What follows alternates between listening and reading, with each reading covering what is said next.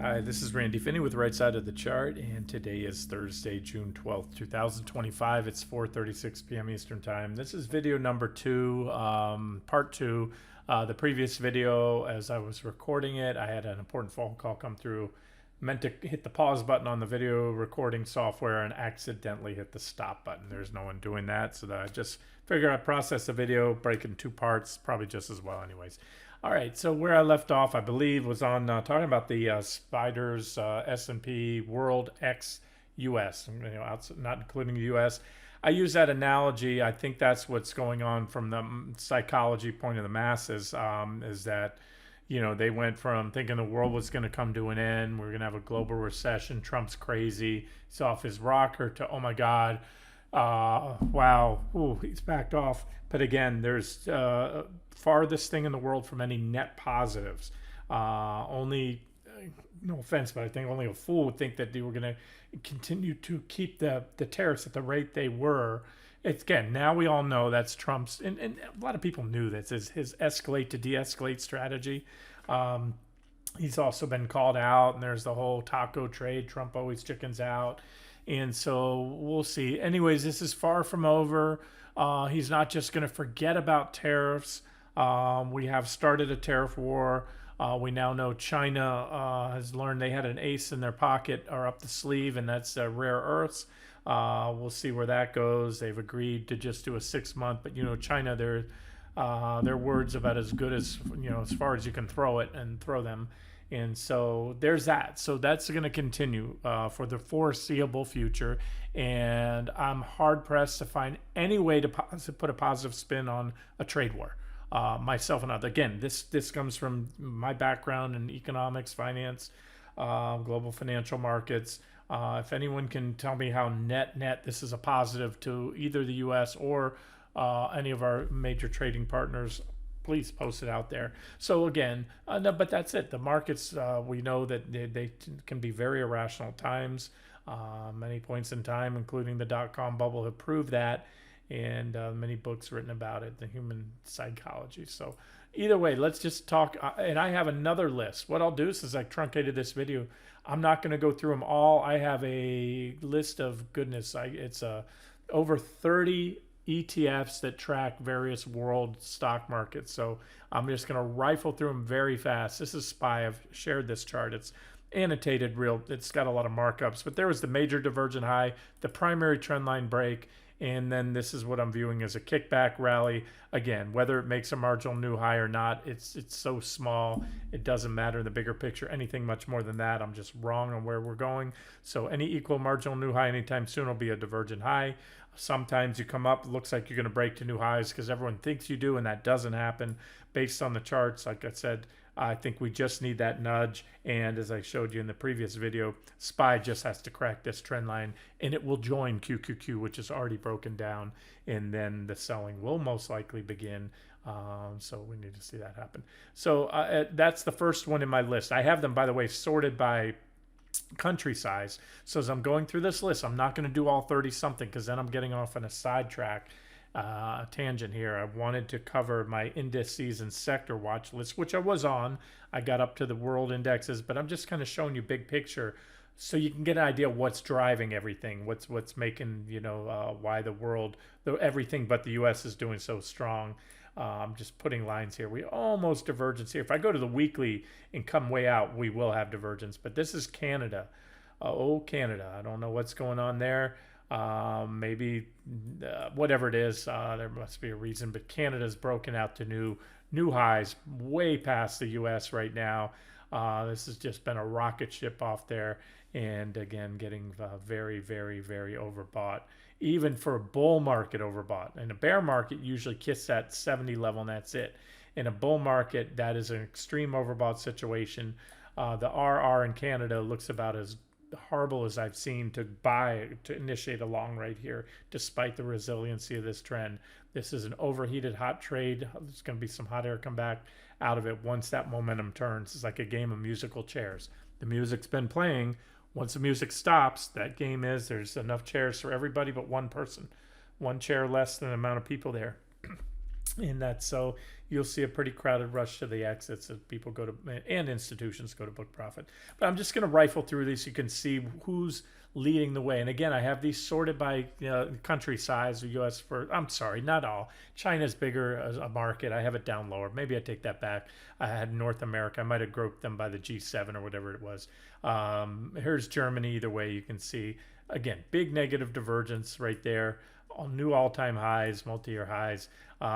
This is Italy, EWI. I think you can see the symbol there if you want to trade any of these countries. And if there's a country I haven't covered here and it's what country you live in or trade and you want it, let me know. If I can chart it, I can give you my opinion if I have one. There's Japan. Japan's looking very toppy, just like it did back here with that big divergent high.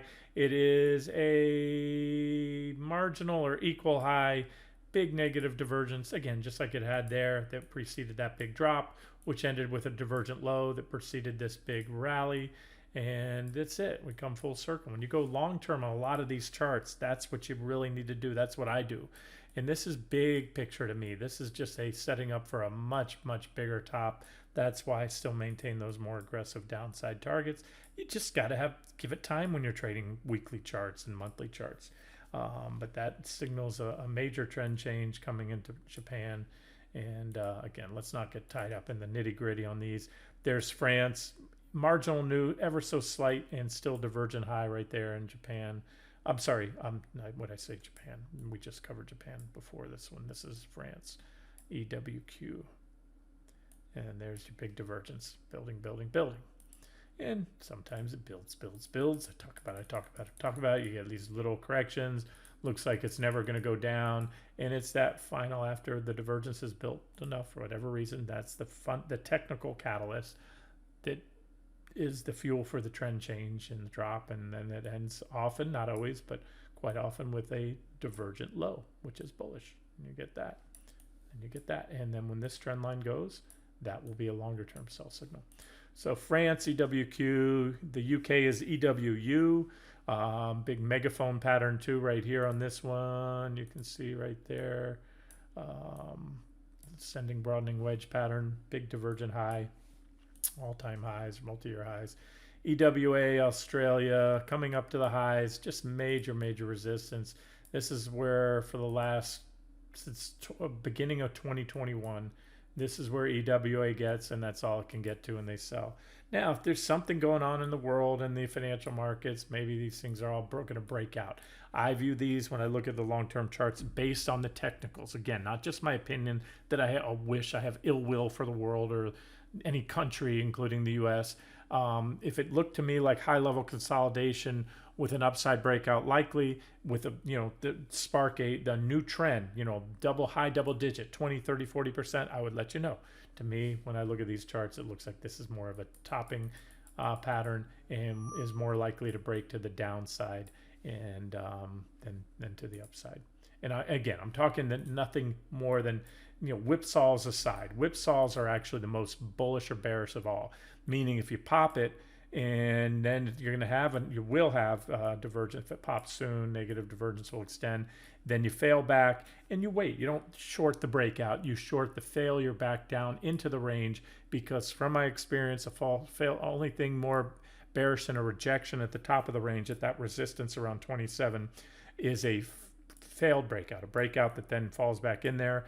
That will take you back to the bottom of the range, most likely. That in itself would be a monster trade, and then quite likely down through the range ultimately. There was a bullish bear trap, false breakdown, and it's one that I wouldn't have shorted because you had positive divergence when it happened. That's why it failed from a technical perspective, right? Australia, EWA, FXI, China, one of the two big Chinese ETFs, divergent high. China is really lagging. You can see it peaked back in 2021 here. This is GXC right there, another Chinese ETF right there. CWI, that's the ex-US world, another global ETF right there. There's your divergences right there, big divergent high. EDN is Denmark. So I'll do a few more and then I'll stop. And again, not that this country. Denmark's not important. It's important if you live there and if you want to trade it. Otherwise, it's not going to move the needle for the rest of the world. But you can see a beautiful uptrend line getting very overbought and stretched. Big drop's going to come. And again, I used that analogy in the first video, just that little nudge. And I think you're going to see a crowded rush for the exits.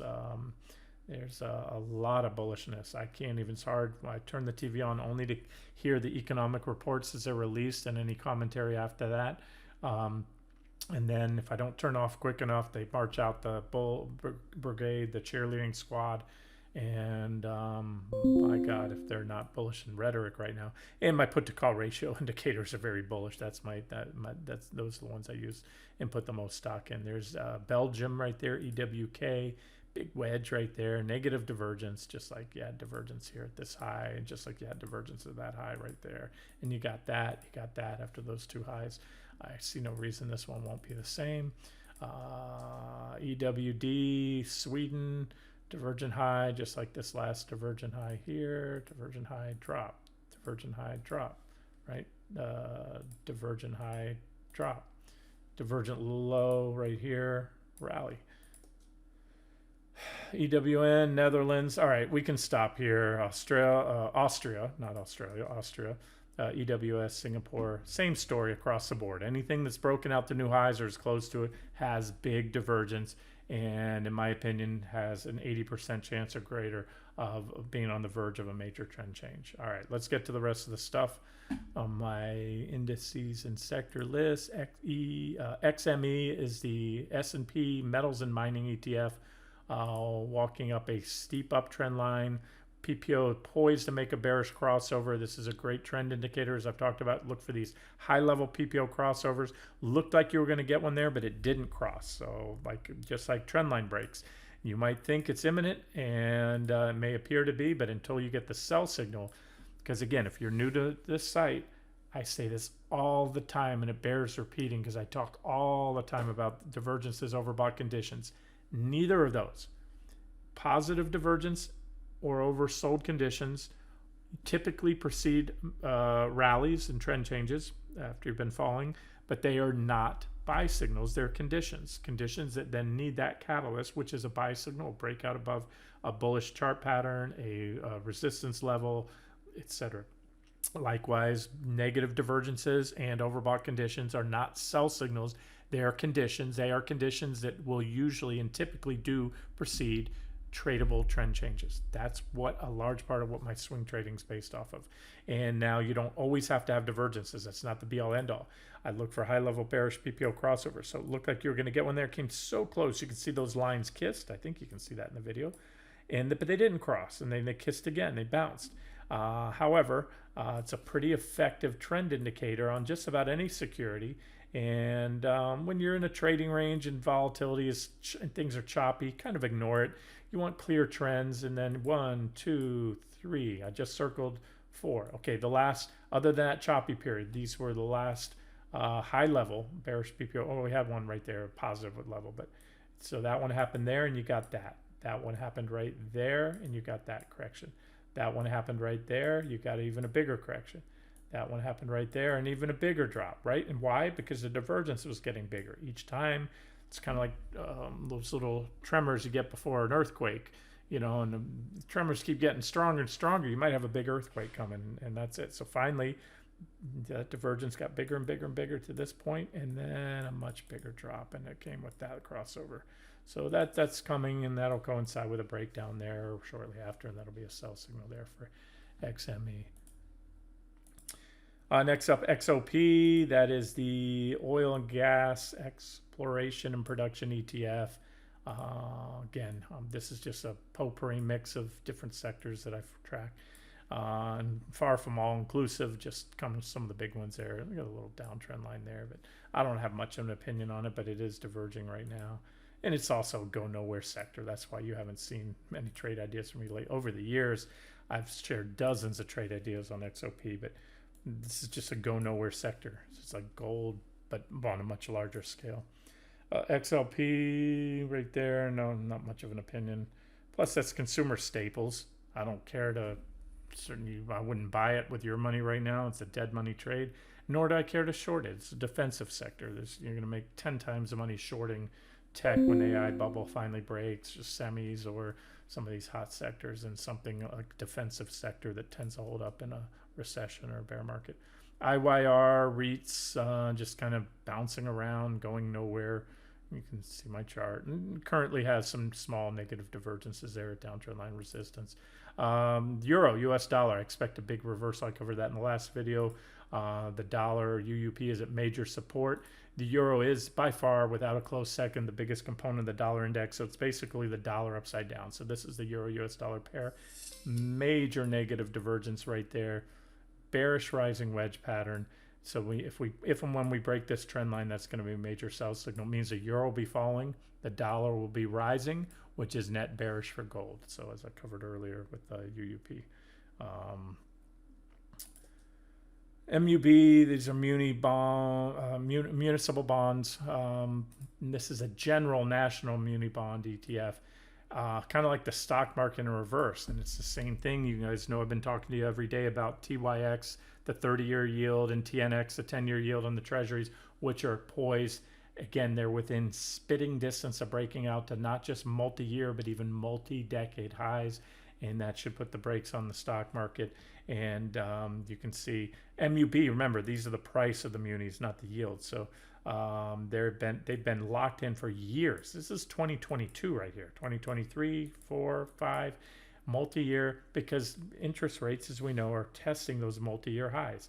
And when COVID hit, that's where they fell to. It's massive, massive support. And what happens if that breaks down? That means interest rates, the borrowing costs on municipal bonds are going up. Municipal bonds, for those not familiar, from local municipalities, cities, state, local municipality governments. That's how they keep the wheels turning. That's how you keep the teachers paid, the firemen fighting fires, the roads and street lights on, and all that good stuff. They're constantly issuing bonds to pay for, various municipal projects, roads, bridges, the likes. And so when borrowing costs go up, it's going to affect the whole world, not just consumers. I always talk about the impact on businesses, to cost of capital, and consumers with mortgages and car loans, but it's everything when rates go up. And so watch this. This is good unless it's a massive flight to safety bid for the world, for the US right here, because these are municipalities around the country. This is going to be bad. Right now we're in the middle here. There's my trading range. We could break out there. We're at downtrend line resistance, so that's that. XLB basic materials. Oh, let me pull my PPO back down. Again, just kind of a go nowhere. And again, when you see this on the daily chart, you really have to jump out to the weekly to look at the bigger picture, and on just about all of these charts. And I just don't have time in these videos to cover all time frames, because they'll just go on from, instead of an hour close to, they'll go on for 3-4 hours if I covered monthly charts and weekly charts. But this is a bull market, as we've been in falling interest rate environment, especially since the financial crisis. And it's been fueled by lower interest rates. And when rates do break out to multi-year highs, you're going to probably see the first secular bear market in equities and since the 70s. All right. So, all right. So that's it. Big divergent high. That's all I can tell you. I don't have much of an opinion on this one right now, or a position. SPY already covered. Again, I'm just clicking through my watch list. There's GDOW, the global Dow right there. Same story, new highs on like the US, because that includes, I believe, the US and all the other countries around the world. And so you can see the impact it's breaking out. And let's see, XLE, energy sector, again, just like the oil and production, exploration and production, just kind of a sideways grind. It's a trading vehicle. You're not making anything if you're investing in energy stocks. Since 2022, you've gone exactly nowhere. You've gone up and down in a range that spans about, in percentage terms, let me measure it for you. It's about a 23-25% range top to bottom. So that's why you're not getting a lot of analysis or trade ideas on XLE lately, or even gold in the last couple weeks, when it's just going nowhere but sideways. XHB home builders, I've commented on that. With the stock market threatening to break out to new highs, why are the home builders down? What's going on here? So that's not a good sign. PSP private equity, Very long-term bearish on this sector. We see a lot of the major institution where the big money is, endowments and all that, and CalPERS and likes have cut back or paring back. There's a push right now to try to get open up the private equity market to individual investors. Big mistake in my opinion. Either way, let's just let the technicals talk instead of trying to figure out where it's going to go fundamentally. It looks just like the stock market. Right now, there's just this is index fund. This is just money's coming in. I've read the headlines. I know people right now, there's a record push right now. A lot of money moved into 401ks. We're at the highest level we've been right now, contribution rates. And that's a signature towards the end of a bull market. All the retail investor starts to go all in, and institutional investors start to pass the baton. And we're seeing that now. So either way, all I can tell you, it's almost identical to the stock market. There's your trend line. Need to break that. This is a bearish rising wedge pattern right here. Oops. Line tool. There's your negative divergence. There's your primary uptrend line right now. We had an uptrend. We had a couple broken. They, that just like the stock market. That's when we had that QQQ short trade that hit our first target. We bounced.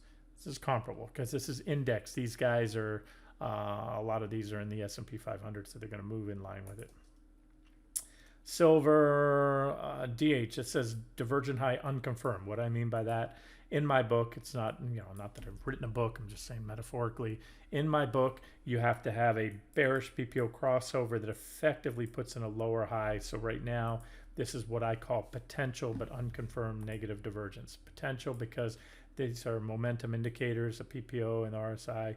They're moving up right now, and they could continue up, and then you wouldn't have this divergence. But if they make a turn down soon and make a bearish crossover, you're going to have a massive, big divergent high. It'll show better on the weekly chart right here, and that's going to set the stage for a major. This is a very crowded trade, gold and silver. Plus, as I said, the dollar could break down and collapse, and then that's going to be a net headwind for gold and silver if the dollar breaks below that multi-year trading range that I showed you before, which is right here. Let's see. But as of now, we're there. We have positive divergence on the daily. We're very oversold, and if we pop back up there, that would be net bullish or bearish for gold. So, or it goes the other way. Remember, it goes the other way. We break down, clearly break down below that range. Dollar continues to fall. I think the world's going to have bigger problems if that happens too. So maybe gold will be good, maybe not. I don't know. All right, where were we? We were at, I already covered QQQ. No, I got off on a somewhere off here. XME, IYR, MUB, PSP. Okay, here's where I was. Silver. I had to go back to my watch list because I manually typed something in over that and got away from it. VTI, this is one of the, again, if you want an ETF that's the stock market, not just the S&P 500. A lot of people think, oh, that's the most diversified. No, it's the 500 largest companies, mega cap companies in the US, US-based companies. This is the Vanguard Total Stock Market ETF I talk about all the time. It basically it tracks 100% of the investable assets in the stock market, was it attempts to do. It doesn't hold everyone, but it uses derivatives and whatnot to mirror that and kind of show you what everything's doing. Small, mid, large, micro caps. Big divergent high, beautiful trend line break. We were short that. We gamed that whole thing. We gamed that kickback. We gamed that down, covered all shorts, gamed half the bounce up to the 200, started scaling back in. That was, what was that? Was that the bounce target zone or recent trading range? Either way, it looks just like, no surprise, just like SPY and QQQ. You've got the negative divergence on the daily. You have an uptrend line, which is just starting to crack. You're within spitting distance of new highs, and to me, coin toss odds, if you go up, whether make a new high or not, if anytime soon, it will most likely be a marginal new high and a breakout that will most likely fail based on the technical postures, i.e. mainly the overbought conditions on the RSI and the negative divergences. So, but I think everybody's already baking it in the cake that we're going to break out the new highs, which is now kind of tempering my eyes back down. Remember a couple weeks ago, I probably put it just above, slightly above coin toss odds. Now I'm actually probably going to go a little bit below coin. Especially, look, guys, I can't control when the sell signals come. And I told you today, and the charts are dynamic. Every day I'm looking for something that's I missed or a change in the charts. And right now, SPY is above that, held that trend line today, kissed it at the lows. So we need to see the S&P break down, and then it will follow the NASDAQ, which is already broken down. All right, IWB is the Russell 1000. For those who are not familiar, the Russell 1000 index represents the top 1,000 companies by market cap in the United States. So think of the S&P 500. You got the 500 biggest, and then this is the 1,000 largest. It's a subset of the Russell 3000, which we'll get to in a second. But the Russell 1000, this kind of puts things in perspective for you, those of you not familiar with how the stock market works. So those 1,000 largest companies by market cap comprise about 93% of the total market cap of all listed stocks in the market. And again, that's evidenced by, you can see the outsized impact that NVIDIA, just the Mag 7, Mag 8 stocks have had on the indexes. Today, by the way, was a pretty, that's a lot more red on my watch list, on my monitors. We'll get to that in a second because we're going to hit on the equal weighted indexes. So let's get there. All right, so that's what that looks like. Again, just like major top to me, first leg down, kickback rally, and boom, to come. All right, USO crude oil. Oh, I've been talking all recently about the zones that I've given you for the last almost 2 years now on IEF, the 10-year Treasury bond. Also, back in the beginning of early 2024, I gave you these zones for crude oil. And the same thing, yellow zone kind of starts a little, heads up for the market. Not good. Rising crude prices stifles economic growth. And it can go up and down. It's not, when you're coming from low levels, it doesn't make much of a difference. But when you start getting up to a certain point near, these certain levels, planes have to raise their airfare because that's their second biggest expense. You're commuting to work, taking vacations, cruise ships, and not to mention, that's just vehicles burning it, planes, trains, automobiles, just about everything, plastics, everything, petroleum-based products and all that stuff. So we know this is the, I believe, the second largest component of the consumer price index is crude oil. And then again, it permeates into the cost of all kinds of, to produce those goods and services. Forget about things that are manufactured with petroleum-based products. It's the energy to run the plants that make them, the lights and the machines and everything. So don't underestimate. So anyways, I had these, and this is when we had the two biggest drops in the stock market in recent years, and we got to these orange, or a couple of them when we got up to the orange zone. So anyway, I just want to point out we punched into the yellow zone, and crude's been really coming up recently. So unless this pulls back soon substantially, you're going to see a hot CPI coming up. Eventually, this is going to permeate into this CPI, and it's going to further keep the Fed on sitting tight and not cutting rates because that's inflationary. So there's USO. IWV, the Russell 3000 I told you to get to. So the Russell 3000 measures the performance of 3,000 stocks and includes all large cap, mid cap, and small caps, along with some micro caps. It's designed to represent approximately 98% of investable U.S. equities. So kind of like that other one I covered earlier, VTI. It's basically the stock market, everything in there, small, mid, large. And they all look the same. And again, this is kind of like I started the video showing you Boeing had the same setup. Boeing had a fundamental catalyst. It was started the selling today. We'll see if that gets built on or not. By the way, these things are not immutable. They're not 100%. I always say divergences often precede trend changes, be they bullish or bearish. But it's not a 100% where you see divergence. Sometimes what happens is you just keep going up. Maybe you correct a little, keep going up, and then at some point there's no longer divergence. And it'll come down the road. There'll be another drop, another correction. It doesn't always have to coincide with a divergent high. Just like this recent low is a great example. A lot of indexes didn't have positive divergence. They just got extremely oversold. So we covered shorts and went long there for other reasons other than the divergence, positive divergence I usually look for at the end of a downtrend. Investment brokerage, this is just a sector, MG 421 on TC 2000, just broke down below that, just put in a big divergent high right here. Also broke this wrong tool, also broke this uptrend, and it's setting up. You got a little area of consolidation. So if it breaks down from there, probably going to be the catalyst for a drop there in the brokerage firms. QQQ already covered. RSP, good example. This is the equal weighted S&P 500, which was negative today, down today. Also divergent high there, negative divergence. MOO, agribusiness ETF. So these are your John Deere type companies and things involved in agribusiness. One of the better looking charts. That's why I have a various sectors. Some not many, but some are bullish right now. Some look good. Look like bottoming plays. Rare earths, we didn't trigger a buy signal yet, but that's a long setup. This is bullish and looking long, and I mean looking good, better than most.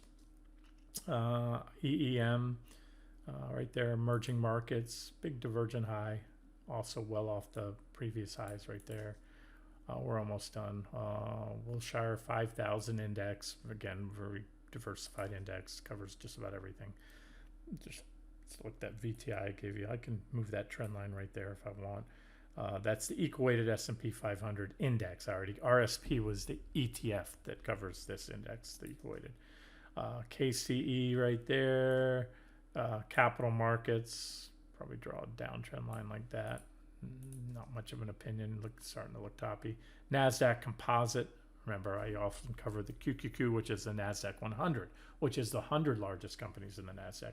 This is the entire composite, so that's everything in there. Just a beautiful looking bearish rising wedge pattern. I mean, that's all I can say to that. And it looks like it's just starting to crack. PBE, biotechs, I would have covered I would have given you these targets back in 2024, right here, somewhere in there. We hit my first, second, third, fourth, and fifth target, at which point, remember in early April, I was saying it was time to cover all shorts, go fully long. So I had a total of 6 targets, which I still think will be hit. It's just this was I was looking for a big rally, and we got a big rally.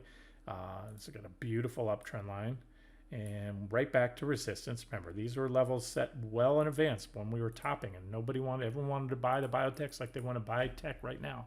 And I wanted to short it and said it was going to go ultimately down to here. And where we got 80% of the way there, lots happened, some crazy things in the market. We rallied right back to resistance. So that in itself is an objective short entry, as would be a break of the trend line. So this is not a sell signal, rather a rally into resistance. It's an objective short entry, as would be a break of the trend line, because that would be a sell signal. And being that we've already checked T4 and T5, that opens the door for a move down to T6, which coincides with what I see as a crowded rush for the exits, especially if and when the 200-day moving averages are taken out on both SPY and QQQ. QQQE also down today, the equal weighted NASDAQ 100. So if you strip out or equalize the weighting of every component in there, then you can see that on balance, the index was down today. There's your divergence line right there. XBI, biotechs. Now I already showed PBE. This was the other one I gave you. I would have covered those in videos. So just like PBE, I have one final target, but again, this was time to cover things up because it was no longer objective to short or stay short. We got a nice counter trend rally and back to close to my T2 target, which is former support. We had a reaction there as expected. That's up on the initial tag of all my targets. I expect the odds for a reaction are there. Sometimes and I'll tell you when I don't think we're going to get one, but usually you do on the initial tag. Look at that. You can just play these things like a fiddle a lot of times. T1, cover your short, game it, go long, bounce, go back to resistance, go short, cover T2, bounce. Oh no, I'm sorry. T2 was right here. Bounce, back to resistance. T3, the bounce was more muted, but there was a bounce and a consolidation. That's a reaction. I'm sorry, that was T2 again. T2 again. T3 we went right through because this was liquidation day when Trump came out and announced the tariffs. So we blasted right on down through there. I even talked about it that day before he stepped up the podium. A level which what I called the lights out level of taken out, and boom, that resistance level got taken out as he was talking. And so that said, strap on and hold on to your shorts. All right, DJUSRR railroads downtrend line, 200-day moving averages. Just not much of an opinion, but just why if the stock market's at about to break out to all-time highs, why aren't the transportations? This is the old Dow theory. What's going on? If the economy was strong, you'd have a lot of goods and services being moved by trucking and railroads and all that. And at least by the charts, you can see this is in a downtrend. Lower lows and lower highs, so not confirming what the tech bubble is. Tech bubble is its own little thing, and again, it's mathematical weighting. They're just such mega companies that they go up, and their gains contribute to disproportionately to the indexes, at least to the S&P 500 and Nasdaq 100. Financials. I covered this recently, broke down recently, triggering a sell signal, just moving sideways because it's waiting for the S&P to break down as well. XES, that's oil and gas equipment and services. No, not much of an opinion there, just a sloppy looking chart. PEJ, dynamic leisure and entertainment portfolio. Negative divergence, that's all I can tell you right now. XSD, another there's many semiconductor ETFs out there. And this is just a great swing trade. Look for these divergent lows and go long. Look for the divergent highs and go short. Or sell your longs, divergent high, drop, divergent high, drop, divergent high, drop, divergent high, bigger drop. This was an extension of much larger divergence. And we got another divergent high there, which was really an extension there. It was about an equal high. Big drop in the semis. Big counter trend bounce because of what has happened. Right back to resistance, bearish rising wedge, sell signal pending a break of this trend line right there. Should send us down lower. Equal weighted Dow, same thing. II broker dealers, and that's it, guys. That's all my it's not every single sector, it's just the ones in that list. And I covered a bunch of countries for you, so you get the idea. All right. Let me wrap it up here and get the video out to you. This has been Randy Finney with Right Side of the Chart. Have a great day.